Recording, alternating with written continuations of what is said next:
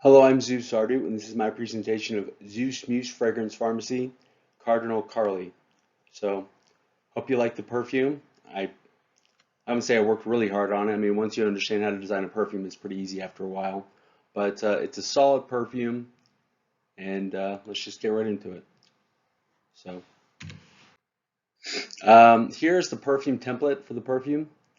As you can see, you kind of have this decorative of the cardinal, kind of adding culture to it. Why did I, or how did I come up with the idea for this perfume? Well, firstly, I've always been a big fan of Karlie Kloss. I kind of grew up with her. 34 now.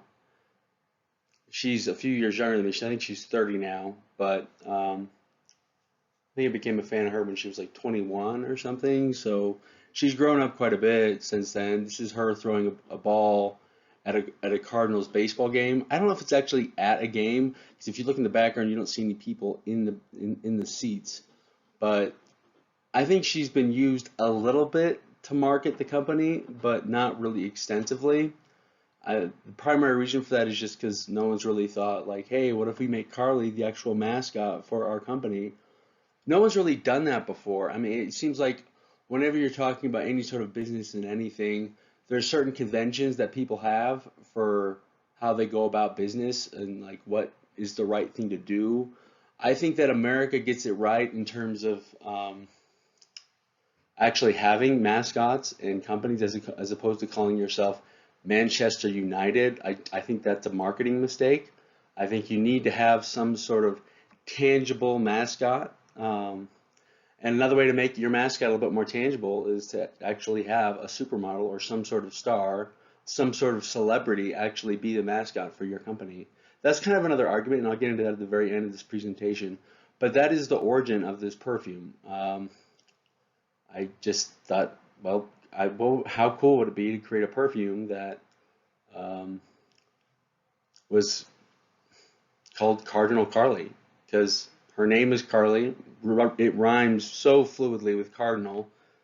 Perhaps cardinal doesn't start with a K, just like cookies doesn't start with a K, but Karlie still has her own cookie show called um, Karlie's Cookies, which is cookies spelled with a K. But I don't know. I like the idea of Karlie being the mascot of the St. Louis Cardinals because she's from St. Louis too. So I think she went to a fair amount of games growing up as well. But um, yeah, let's just get into summarizing the perfume. What is this perfume's color composition? It's pretty obvious. It's red, which is Karlie's favorite color. Anytime that I design a perfume for someone, and I've designed a lot of them, they're supposed the end game is to have 101 in the collection of Zeus Muse perfumes, which seems like I'm going a bit overboard, but if you know how to design a perfume, it gets really easy after a while. I think it takes me now 4 hours to lay in a perfume ingredient and come up with solid concepts and flesh it out. Um, but it took a long time to get to this perfume template format. And there's a lot of stuff that you have to get right in terms of marketing the perfume and stuff like that. I think that image is kind of everything when you're dealing with perfume, being that people don't really discriminate between like the actual substance of the perfume and just the marketing or the display of the perfume bottle, for example.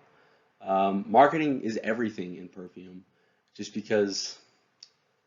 Well, I think the reason that marketing is everything in perfume is because they don't really have really good products, primarily. I think that's the biggest reason. They don't have very good products in perfume. The formulas are kind of all over the place. You'd have to give specific examples, but if I have another video that I plan on making which critiques other perfumes, and I go through and critique the best perfumes that I could find, and it pretty much slaughters them all. There's only a few perfumes historically that like have ever been created that I hold a fair amount of respect for. So, but yeah, this perfume color composition is red. Why is it red? Well, because cardinals are red. One thing that I didn't fully think out when I was putting this perfume together was only the male cardinals are red.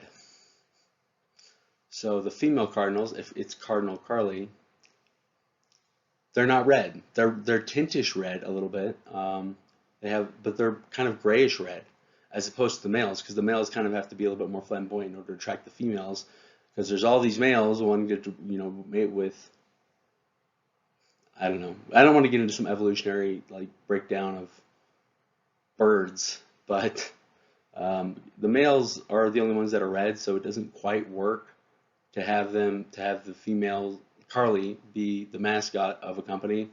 But I still think it works. I mean, do mouses actually talk? No. I don't know. Like when you're dealing with mascots and stuff, I think you can bend reality a little bit. And I mean, with Lion King, like how real is that? It still markets well. It's still a great film. So that's just where I'm at with it. So let's just move forward.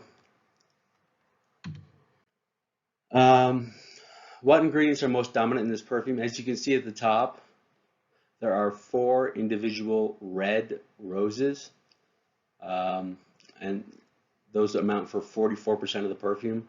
Carnations are also a red floral perfume, but carnations are not really super feminine per se, like let's say a rose. Roses are very feminine, not as feminine as jasmine in my opinion, but they're still all in all very, very feminine. But at the same time, it's very difficult to say anything collectively about a rose in any way, just because they come in so many colors, they have so many looks, they have so many fragrances. There's so many different sizes of them. Roses have been bred like as prolifically as dogs. I mean, there's so many different kinds, so it's like kind of like saying something about a rose in terms of like trying to be specific is like talking about a dog. Well, so what type of dog breed are you talking about? I mean, there's certain particularities relative to dog breeds, but it's just different. So, um, so yeah, at the bottom we see the percentages of each perfume ingredient. This is again relatable to all my perfume templates. And where you see a number here, that's where you actually have a perfume. Where there's no number, that's where there isn't a perfume or a perfume ingredient relative to that genre. These are all genres. This is the Zeus genre, which is like, it's pretty much just male sweat because you can't actually put sperm in a perfume just because it can't save, because it's an actual living organism. You can put female ovulation in a perfume, but you can't really do that with sperm. You can't do it. I mean, as much as I would have liked to do that in perfume, because most women, heterosexual women, most women are heterosexual, are aroused by the smell of sperm, which makes sense. I mean, evolution is trying to, wire you up in such a way so that you're more inclined to reproduce, and that's one way that they, evolution kind of works in your favor, or natural selection, or whatever you want to call it. But this is Boom, which is pretty much just kind of black powder based ingredients. I don't want to go through this whole template. I've done that in other videos, but I don't know, maybe I will. You really need to understand this layout of perfume genres in order to understand what I'm doing with this perfume template. There's 15 genres in all. There's been a lot of ways over the course of perfumery to label different perfume genres. I mean, sometimes they say there's 8, there's 6, there's 5, there's 10. And when I first started put this perfume template together, I was still learning, and I only had like 5, and then I kept adding more, and I kept adding more, and then I started subtracting them once I got into an absurd number. But I think that this is the best model that you have for labeling perfume ingredients by genre, specifically because they're scored on a scale of masculine to feminine. So the masculine ingredients are on the left. The more masculine it is, the more on the left it is, and the feminine ingredients are on the right, with a plus for the the feminine ingredients and a negative for the male ingredients, which doesn't necessarily mean that the perfume like male ingredients are negative. It's just a way of scientifically kind of or mathematically kind of scoring something. But like let's say woods are all in all more masculine, whereas florals, I mean, it depends on the flower, but they're mostly really feminine. I mean, it all depends on the flower too. So this is all relative. It's just kind of a way of scoring things in a way that I think helps perfumers and the customer get their head around how feminine or masculine that perfume ingredient is. And I think that's really helpful, because when you're kind of in the market for a perfume, you kind of want to know or think about how feminine your perfume is relative to how feminine you you want your vibe to be.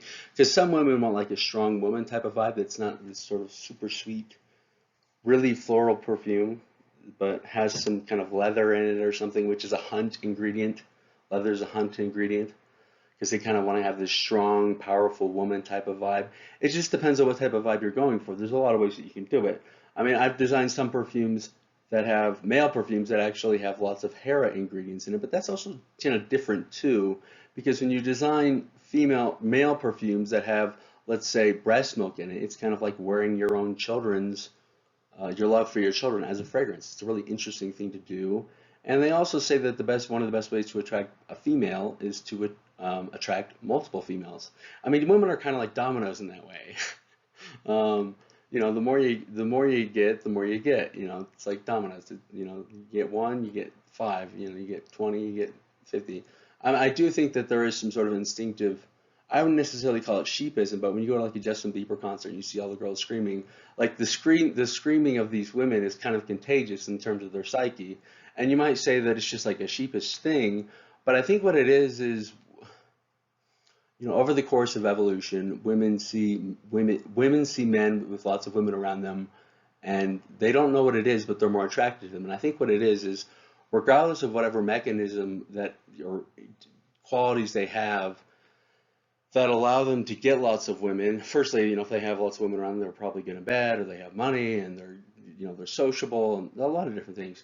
But whatever those qualities are that other women around them see, it's not even necessarily something they're conscious about. It's just evolution, causes women to be with the male that, for whatever reason, has more females, and it's just a replication thing. I don't know how to. I don't think I explained that well at all, but I don't know. I'm getting off on some tangents here. But this slide is supposed to discuss which perfume ingredients are the most dominant.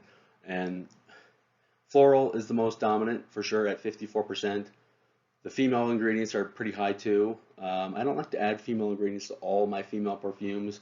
But if she's like a glamour queen, if she's like a bit of a sex symbol, and Karlie is a bit, I mean, she was a lingerie model to start her career. She is a bit of a sex symbol. I think it's good to add those perfume ingredients to their perfume. Not only because I think Karlie can add like breast milk and ovulation cream to her perfume personally to enhance,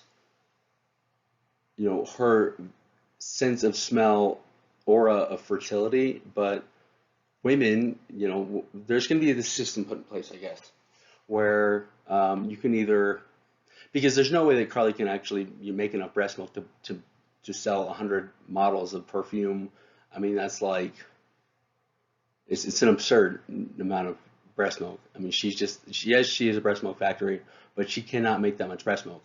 So you have to create some sort of alternative system that will allow for women to put harvest their own breast milk, send it to the company, and then we send back their perfume with their breast milk, ovulation cream, and sweat in the perfume. That can be done. It's just never been done before. But I think it's a really easy way to kind of get the brand that you want in the perfume, and you like the brand for whatever it is, but you also want to personalize it as well. So you end up putting your own, female ingredients in the perfume. The same can be done with men, but I don't know. Men don't make breast milk. They don't have any sort of ovulation cream like women do. It's just not the same. I mean, men can put their musk in a perfume, but they can't put their sperm in a perfume. And I guess they put their smegma in a perfume, which a lot of women are aroused to the smell of, even though they're sort of culturally conditioned not to like it. But I don't know. Women are easier when it comes to actually putting ingredients in perfume, specifically because of the milk. Because milk can be made on a larger scale. It's easy to make. Men don't make milk. I mean, that's why milk is a very feminine perfume ingredient, and a rose, all in all, isn't as feminine as milk. A rose is an asexual reproductive plant. It's the mental association that we make is feminine, but it's not really feminine objectively. I think that most of the time when you're trying to make mental associations about what type of vibe you want to have as a male. It's kind of a rawness of nature vibe, somewhat of a killer vibe. That's why you have the hunt over here, the boom over here, which is like black powder, which is kind of the smell of war. Black hunt is kind of the smell of, going out and killing an animal. I mean, we are animals as much as people kind of like to think that we're thrown in some other category. We are animals, and that's just what we are. And a woman doesn't, from an evolutionary perspective, a woman wanted to be with a man who could hunt, and could feed the family. We don't really live in that world anymore due to our innovations in livestock, but that's kind of why hunt is over here on the left at a -5 down here. Boom, which is black powder, is at a -6, and the male ingredient, which is like male musk, is at a -7. And if you're talking about what is male musk in the animal world, well, other animals are most of them are kind of scared of us, or at least weary of us. I mean, if a whale smells, maybe they don't really identify human musk, but if they smell or identify the sound of like a whale ship or just any sort of ship, they probably run for the hills just because we're hunted by them. I mean, we're the top animal on the food chain, absolutely. So, and another thing that's interesting about human musk is that it's kind of the smell of intelligence. Like a dog doesn't, when it smells you, it's like, oh, this is my master, this is my friend. But I think it kind of knows that we're smarter than them. They have no idea how much smarter, but they see all these. They don't really understand that which we do. They're not intelligent enough to understand what we do, but they just somehow know that we're smarter, and if they're ever in any sort of trouble, we can somehow help them because they just understand things that we don't. I think they're smart enough to understand that. Like the higher up you go in intelligence, the easier it is to understand other or appreciate other people's intelligence. So it takes kind of genius type caliber talents to recognize other real genius type caliber talents and really kind of evaluate their talents. But at the same time, like a cockroach, it is not aware that we are smarter than them. It doesn't really differentiate between us and another large animal in terms of its cognitive functions. But you go up in the animal tree a little bit more, dolphins and gorillas and stuff. I think that Coco the gorilla, which was probably the most intelligent non-human animal of all time, was very keenly aware that we were a species that was much smarter than hers. So, yeah. Kind of some tangents there. I was trying to talk about what ingredients are most prevalent, but this genre thing here it's pretty freaking revolutionary. Not only because I feel like it breaks down the genres objectively in a way that really makes sense, but secondarily because the rating of masculine versus feminine. I actually had a score right here that I removed because I didn't want this perfume template to become too busy, which is a term they use in the painting world as to say there's just too much going on in it. Like I also had these scores on the side here for the drug effects too of each perfume ingredient, but that would have taken forever for me to lay in a perfume template. I mean, right now I'm at the point where I can lay in a perfume template in like 4 hours from conception to execution. But to execute that, like it probably would have taken like 48 hours for just one perfume. And it didn't really add that much to the perfume, so I just removed it. But I've thought about every single thing that there is to know that you can know about perfumes. Perfumes are drugs, and anybody who doesn't agree with that or thinks that someone's kind of pulling the wool over their eyes by saying, "Oh, our essential oils have this, and this effect," most of them are kind of true. Like, but the thing is, even if you're talking about like whether or not like lavender will expand your life, I don't know if any essential oil companies ever said that, but the fact that you smell something and you think, oh, that smells good, like that is a drug by itself. The fact that you smell something and that smells good. Well, I want to keep smelling that. That's a drug. That's a drug. So let's just move forward. The 6 roses in this Karlie Cardinal perfume are actually, it's 4. That's a typo. I had 6 in here. I had 2 more red roses here. I could go back and redo this entire video because it's like a typo basically. But I swapped out the 2 roses here for cinnamon and peppermint to kind of give some spice to the perfume, some extra oomph, you know, so that it wasn't just some floral perfume. You can just go with a strictly floral perfume. In some ways, you can go with a strict one-note fragrance, but just like, you know, we like food that has spices on it, and, you know, a full course meals. I think that the olfactory sense of smell kind of needs to be stimulated in a way that's a little bit dynamic, so that I just think that those sensations, when you mix those different ingredients together, it has the potential to be more pleasurable to the senses. So that's why I did that. I could have added I could have added some red fruit in here, but I wanted to add some zing to this fragrance. I don't really know why I wanted to add some zing. I could have just gone with some fruit. But I guess when you're dealing with flowers, there really isn't a whole lot of zing in flowers. It's kind of this pleasing, you know, kind of kind of erotic, makes me think of a beautiful woman when I smell like jasmine or a rose or something. Kind of seductive in a way. Whereas cinnamon and peppermint, those things kind of like, they wake you up. It's like, whoa. Like, it puts you on your tip of your toes a little bit more alert. It's still a pleasurable type of smell, like, but it's just the senses are affected a little bit differently. So that's why I added those. And you might say, well, why did I add peppermint? Because that's green. I have all these red ingredients here. And then I add green. Well, first, the candy canes are peppermint. Those are red and white. That's kind of I actually had some red in my peppermints here, but I removed it just because I like to actually show what the perfume ingredient actually looks like, which is something that most modern perfumers don't really emphasize a whole lot. They just go around dabbing little wands in perfume essential oils and smelling them. And they have all these essential oils memorized in terms of their scent. But I think that when you're like, the thing is, I'm not impressed with their final product. So, I mean, you can go into all these details on like how to perfect the existing craft of something, but at the end game, you have to evaluate the final product. I'm not impressed.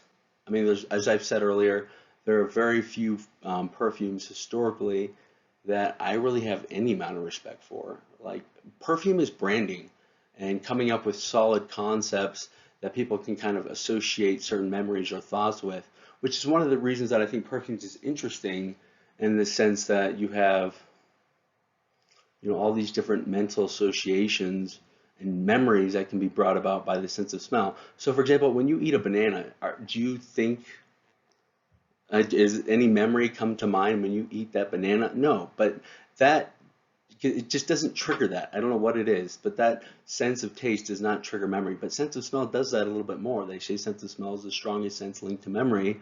Like, you smell something and you think back to a moment in time, and that doesn't really happen with food. I don't know why, but it just doesn't.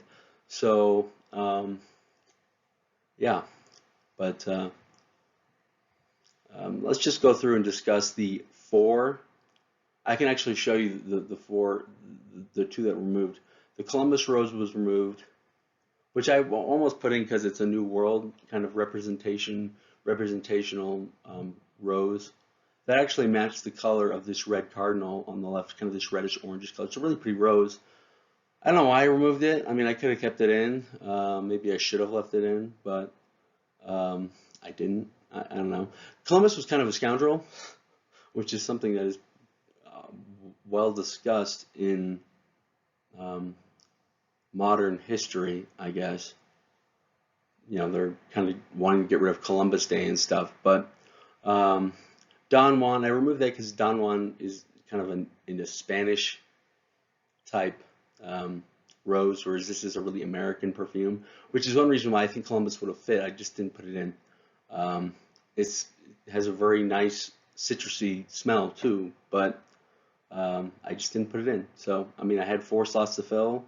Eventually, you kind of have to differentiate between, do you want to go this or that, and I just took it out. Perhaps because I didn't want to relay out the perfume template, which is probably the big reason. But, you know, and it also looked a lot like this fragrant cloud too. I could go into all these particularities on every single perfume ingredient because I'm very particular about everything in terms of how I make all my decisions in terms of designing a perfume. But let's just move forward. The Sentimental Rose, I think it's a clever name for a rose, sentimental with sentimental. When I first read it, I'm like, is that a typo? That's how stupid I am. And then I'm like, oh, sentimental. Oh, that is freaking clever. But yeah, I don't know. It's an interesting rose. It's not really a classic red rose, but um, yeah, has a sweet, spicy floral scent. Um, that's on many different best smelling roses lists. All these roses on this list are on best smelling roses list. I kind of go through, Google that type of stuff when I'm looking for, a certain type of rose with certain types of qualities, with certain colors. Google is my education tool for perfume. I mean, it's absurd. Like, I couldn't have done what I've done in perfume without the advent of Google or, some sort of search engine. Because, before, if you wanted to learn something about a rose, you had to read like this monolithic textbook on perfumes and memorize it all because to memorize all the scents, and then you're still not going to get as much information as you need from Google. Because with Google, like I can be like, okay, I need a red flower, I want it to be a rose, and I want it to have this type of scent. So I type it in, and I get like a selection of answers. It's brilliant. It's a very simple tool. It's a super useful tool. I think one of the problems that you have with the roses in particular, when it comes to actually selecting perfume ingredients, is that um, sorry, I was looking at the time at the top, but some of these roses are not built or designed or have the industry put in place to mass manufacture as essential oils, which is a major league problem. But I don't know. We'll get to that problem when we get to it. I would like to use a lot of these roses. Sometimes I like to rename roses. Other times I like to play upon the culture of an existing rose rather than change it altogether. As you can see with this Karlie Carnation, it would be ideal for me to actually rename this Karlie Carnation rose or carnation. It's not a rose, it's a carnation, which is a type of flower. Karlie Carnation. Like his brand name, like the brand name is Karlie and the breed is Carnation. So I think it'd be interesting, and I think Karlie would think it was cool, and it's really clever too. So, but next we have Munstead Wood, which is kind of a fruity rose with kind of an old rose type fragrance. Next over here we have Fragrant Cloud, which is a spicy citrus damask aroma. So all these roses here have different, scents. It's kind of like, having 4 different breeds of dogs or something. That's a terrible example. Maybe I shouldn't use that example. But I don't know. Roses are all very different. Certain roses definitely have rosy quality smells, but there's just such a range of different smelling roses. I hope that it still smells really rosy, but I don't know. We'll see what happens. I mean, what's going to happen at the end is we're going to have this perfume ceremony where Karlie and I sit down and we smell all the perfume ingredients, in these sample essential oil vials, and Karlie will just kind of pick which one she likes and which one she doesn't. I mean, we could perhaps even bring some different rose essential oils that aren't on this list and have her kind of pick the ones that she likes best. I mean, the only requirement for this is that the roses are red. That's it. And once we have that put in place, we can kind of move forward from there. I could have put Mr. Lincoln rose in here, but the problem is with Mr. Lincoln, it's not that there's a problem with it, but I've just used it in many of my perfumes, and I don't like to use the same ingredients over and over and over again, so that's why it's not in this perfume. So next we have Papa Milan, which is a David Austin rose, probably the most famous rose gardener of all time. I think he's dead now. His son runs David Austin roses now, but it's an intense old rose aroma. So yeah, again, all these roses have different fragrances, different looks, and when Karlie actually smells each of these roses, I actually want to have a bouquet of those roses right in front of her, because I think it's important to actually have not do the old-fashioned perfume thing where all you're doing is just smelling perfume vials or these little dabs that they dab into perfume oils, but you actually have some sort of visual thought about what the rose or the ingredient actually looks like. I think that's helpful. I think it helps sell the product. I think it helps get your head around what the perfume is, and even help you make decisions when it comes to, oh, I really like these 3, but I can't discriminate. So then you just go with which one you think is prettier or has a better name or something like that. So it's just a useful tool.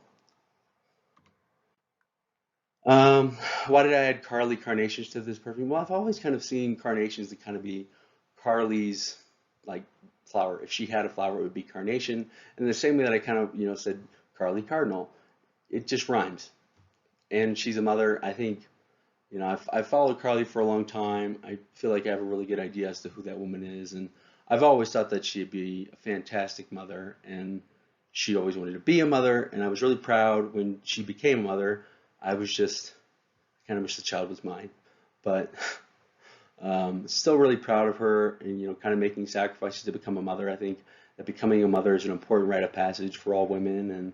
And I think, I don't know, I just have more respect for women who want to become mothers. So, but yeah, incarnations are very, very well known for baby shower gifts and symbolizing new motherhood. And she's a new mom. So, why did I add cinnamon and peppermint? I've already touched on this a little bit. I wanted to add some zing to the perfume, basically.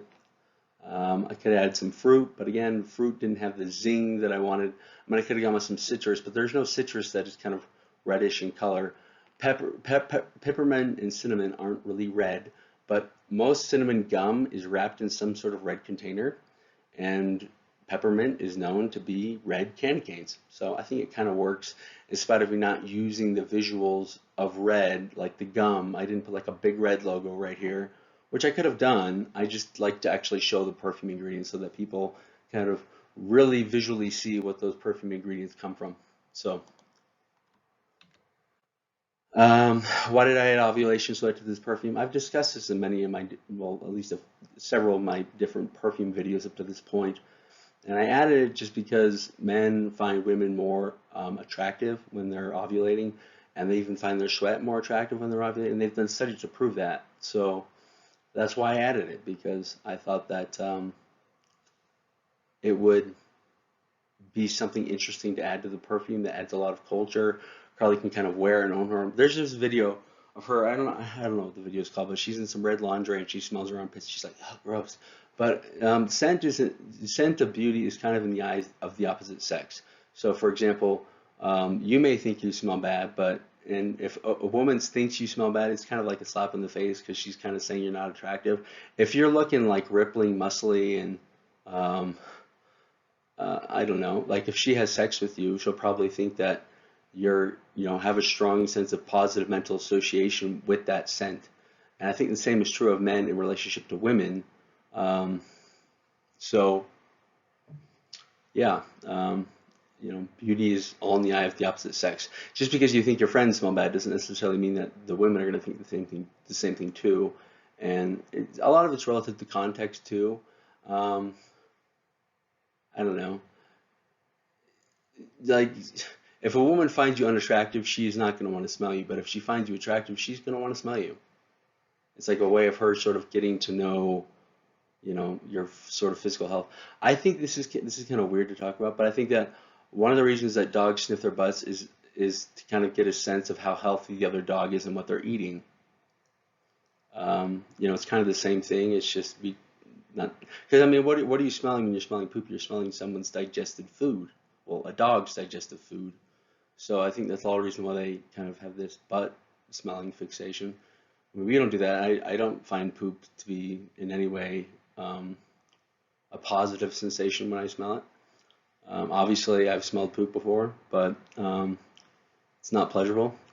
But I don't know. I would personally think that like I would be attracted to the smell of Karlie's musk or sweat or whatever, in spite of her not thinking that she stinks or something like that. I think there's too many women who are like, these 5-star women out there who really cover up their scent and try to like gender neutralize themselves with showering all the time and wearing deodorant. When, I mean, if they're that caliber of women, like most men are going to find their scent attractive. I'm telling you, they will.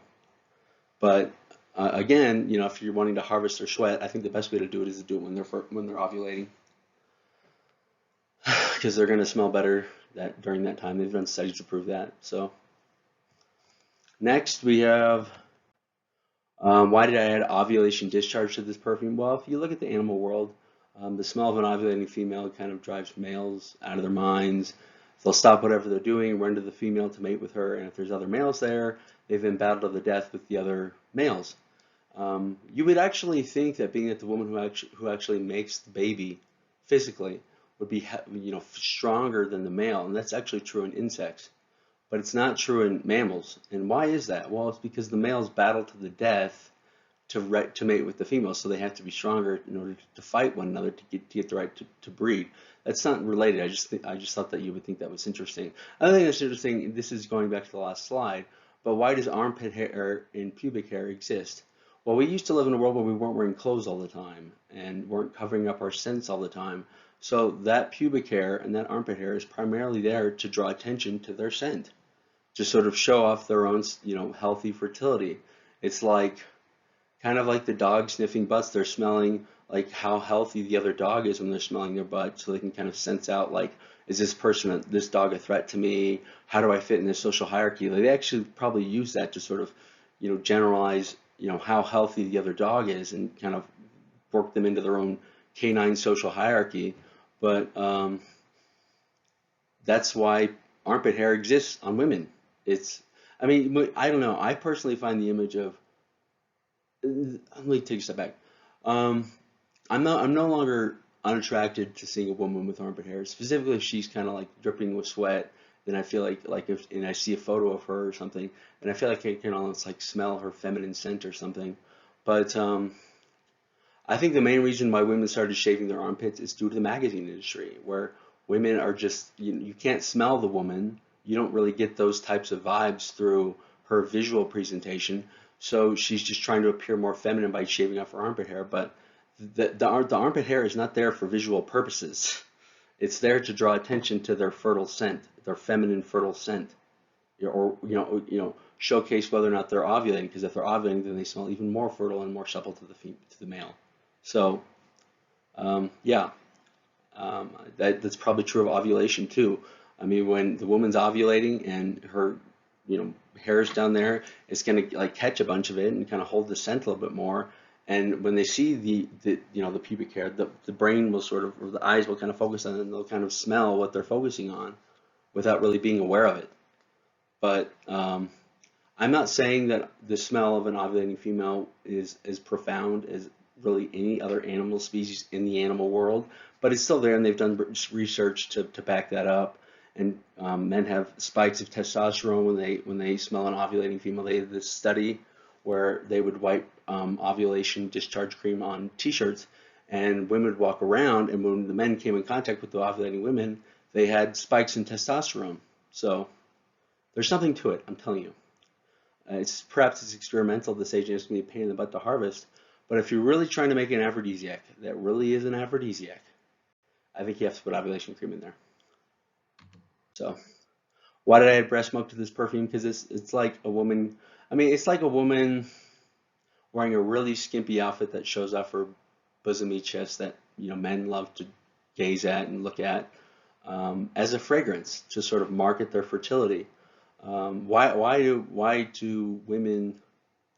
I have this theory that women get this drug when men look at them, when they look at their ass, when they kind of check out their camel toe, or they look at their boobs, because that's what they need in order to increase their chances to replicate. Men don't really have that. Like, you can kind of see when a girl grabs her ass, like, she gets all excited and stuff. Men don't have that. It's because that's not really a part of what increases the man's likelihood to reproduce. Women, that same reason for women have grooming instincts. Like, women have certain drug reactions to wearing certain types of skimpy outfits. I actually think that the more healthy female will be more inclined to wear something skimpy than the girl who's like a nun or something. But the woman who's a nun probably would want to wear those types of outfits if she wasn't so culturally conditioned not to wear them. I mean, it's just religious influences causing her to sort of deny her more baser instincts of evolutionary wiring. But yeah, why wear breast milk? Because it's like wearing your fertility as a fragrance, and it also kind of makes your breast milk seem even more fertile and supple and healthy than perhaps what it actually is. Because like, if you have roses and cherries and spearmint added to your breast milk's aroma, it just makes you seem even more fertile, especially if they know that your breast milk is actually in that perfume. It just it, it it, it's a hell of a marketing device for a woman to kind of entice a mate.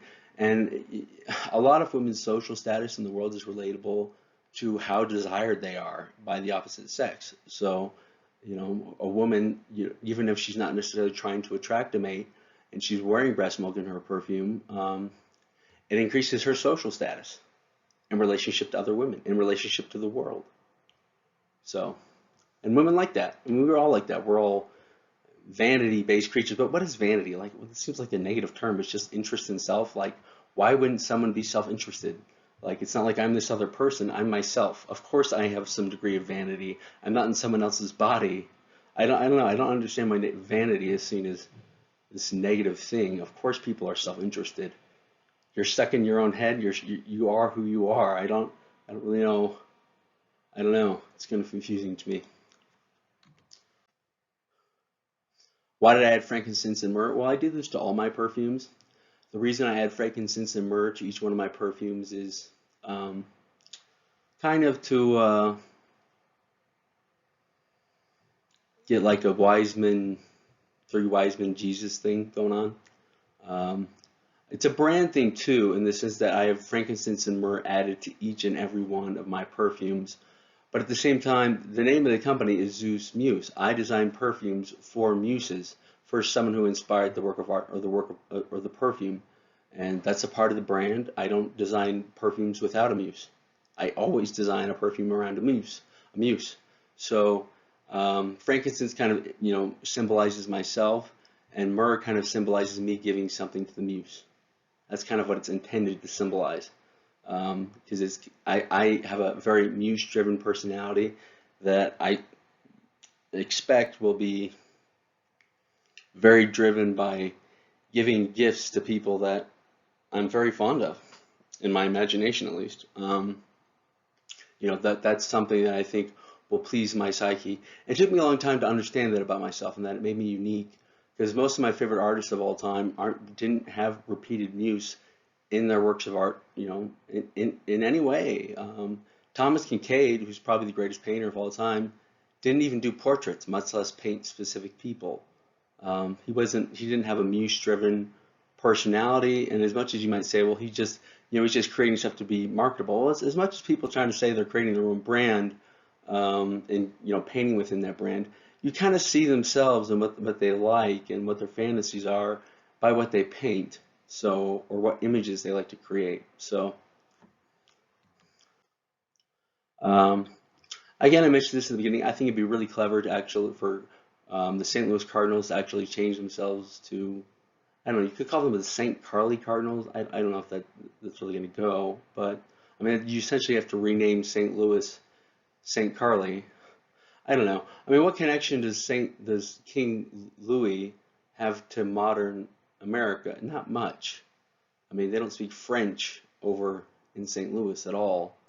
I don't know. Karlie's a more marketable approach to naming a city, but it's hard to go in and rename a city that's so well known and the name is on everything.